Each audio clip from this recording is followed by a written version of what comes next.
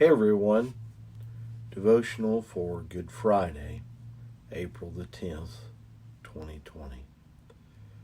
From John 19:30, so when Jesus received the sour wine, he said, "It is finished," and bowing his head, he gave up his spirit. The chief priest is sad but happy. Sad a Jewish life is going to be lost, but happy this troublemaker will no longer be able to make trouble. Jesus just didn't get it. The chief priest was looking out for everyone, trying to make sure that everyone got what they wanted. The Romans didn't want any trouble. If they didn't have any trouble, then the religious leaders would be allowed to continue to run Jerusalem. Otherwise, the infidels would take it back over. Caiaphas, the chief priest, had bent several rules to get this done, but now it's done.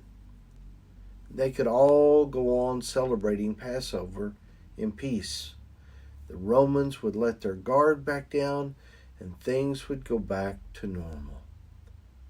The trial for Jesus was done at night with a few well-paid witnesses and two people who could twist things just right.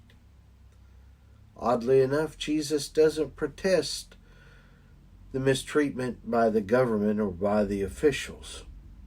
Jesus would be crucified, and crucified as a warning that this is what happens when people try to challenge the authority or the elites of the day.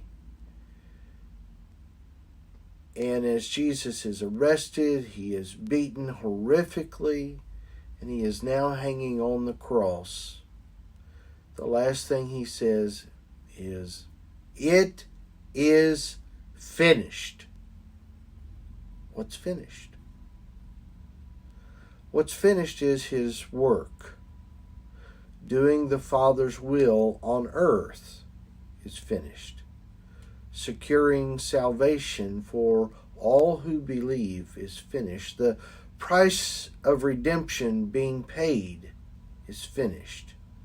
Your opportunity to believe and to be saved has been paid in full through the death, burial, and resurrection of Jesus. And the question comes to us, what have we done with it? It's finished on the part of Jesus. No more has to be done. We merely accept and believe and then allow that to transform our living by putting off the old man and putting on the new man, as Paul emphasizes in Ephesians chapter 4. But is our work finished? No, not by a long shot. Do you share that gift with others, or do you live out your salvation? Or are you hiding in the shadows like Peter, hoping no one sees you or recognizes your speech? Now, before we go, I want to mention my friend Dr. Georgia Purdom, one of the speakers at Answers in Genesis, will be giving a presentation on the physical effects of the crucifixion on the body. Dr. Purdom will be on Answers in Genesis YouTube channel tonight at 7 o'clock. If you've never heard a presentation about the impact of the crucifixion on the body, I would encourage you to switch over there tonight at 7 o'clock. Now, it's not for the faint of heart, and it is probably not for many children, but it's something that you need to be aware of and understand the toil that it took on the physical body. God bless you. We'll see you Sunday.